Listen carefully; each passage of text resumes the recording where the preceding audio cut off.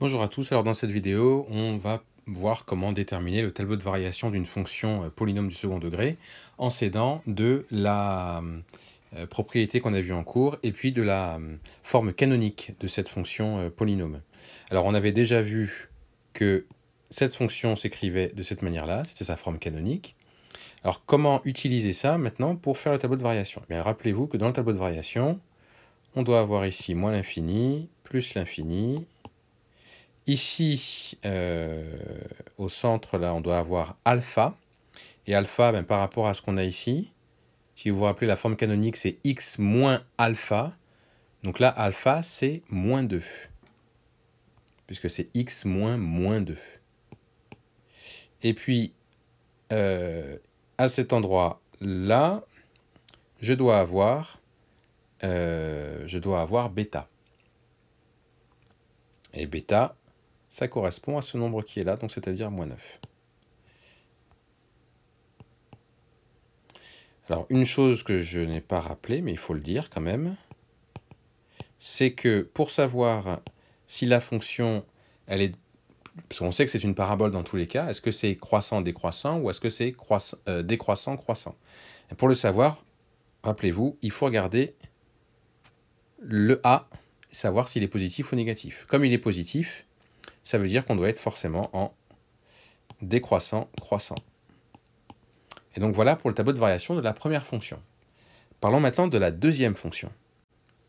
Alors pour la deuxième fonction, on a ici la forme canonique. On regarde le A. Le A ici, c'est moins 1.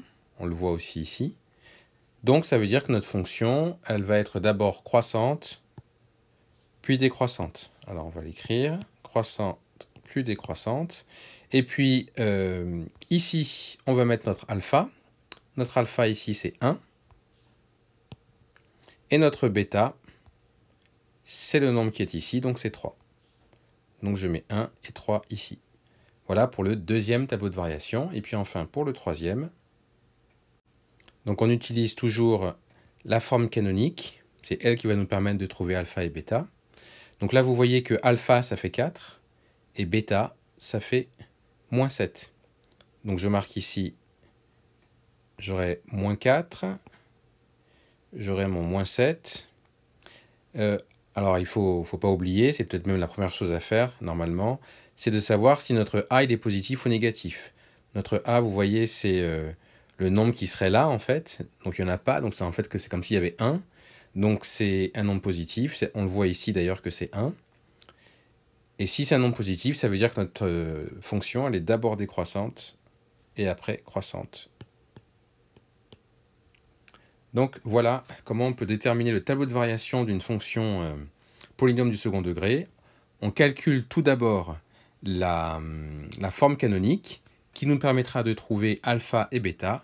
Et ensuite, on applique la propriété du cours sur le fait que, en fonction de A, si A est positif ou négatif, eh bien, ce sera ou croissant-décroissant ou décroissant-croissant.